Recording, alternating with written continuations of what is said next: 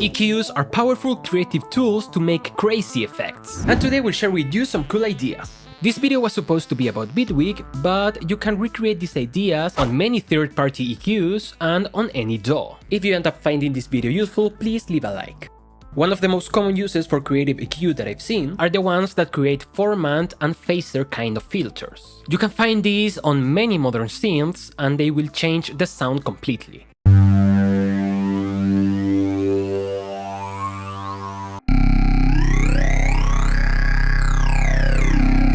And you can recreate them on any modern EQ. Now the complexity is that for them to work as good as in the synths, you need precise placement of the note, but that doesn't mean that something made on the fly won't sound as weird and good.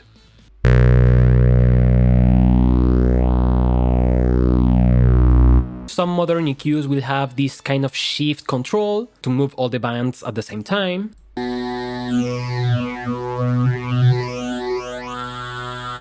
And not only that, I'm sure there are presets to make something similar. Now, to get more advanced, we need to use automation and modulation. This can be limited depending on the DAW, but again, this is not bitwig exclusive. Other DAWs have modulators, and if not, you can always draw the automation for any parameter you want. The idea here is to start moving around different parameters of the EQ bands. Something as simple as changing the frequency of a boost will give you a nice rising effect. You can also play with changes on the gain. And using more bands while modulating or automating their parameters differently will get you unique sounds.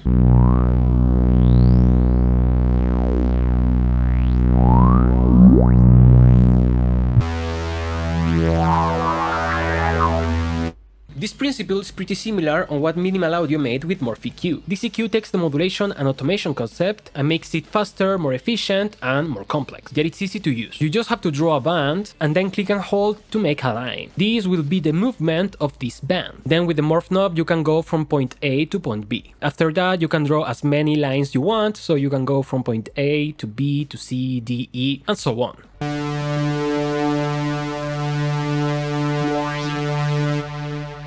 Of course, you can add more notes with different types, and the Morph knob is going to affect all of them at the same time.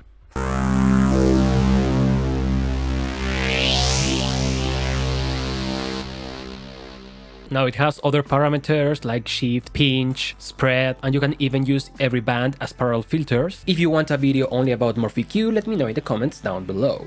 And also subscribe to the channel. And again, then you can take that Morph knob and automate it or add a modulator and have an ever-evolving sound on your music.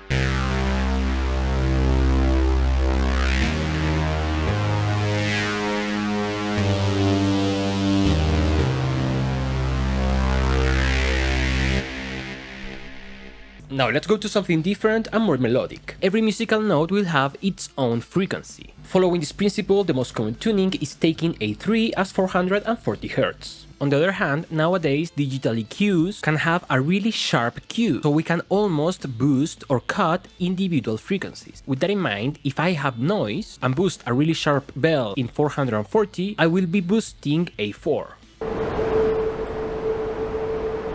So we can take advantage of this and start boosting different notes on any source. Be careful though, melodic samples will give you nasty resonances. This technique works better on noisy sounds. For instance, here I have a vinyl crackle.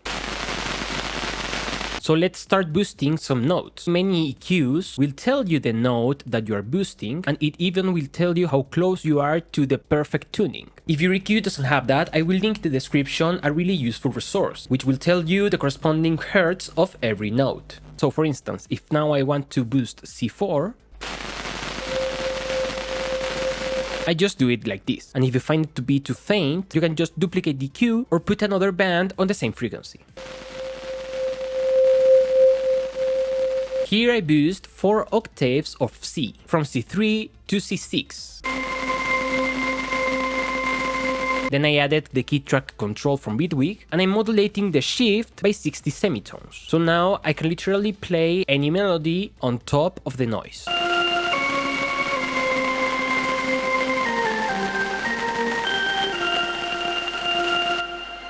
We can go one step beyond and make chords. For instance, here I have C major. I boosted C, E, G, another C, another G, and another C. To get a more interesting result, let's use a real recording of a street.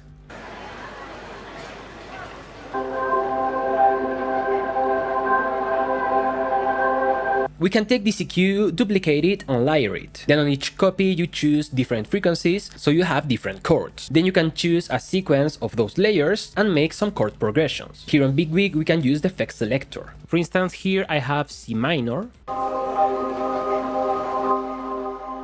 Here I went lazier, so I just creased 2 semitones of the shift. And here I wasn't lazy and made my own chord, based on G#3. So then you can put a random module, modulate the effect selector, and you will have a random progression.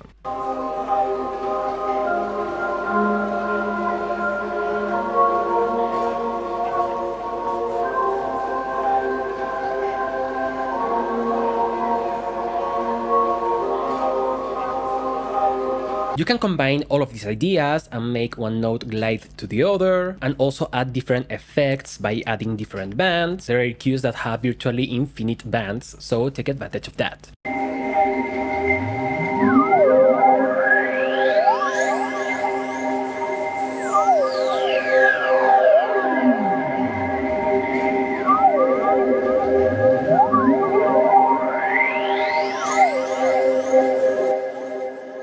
So as always, go and experiment. Thank you so much for watching, and I will see you next time. Bye bye.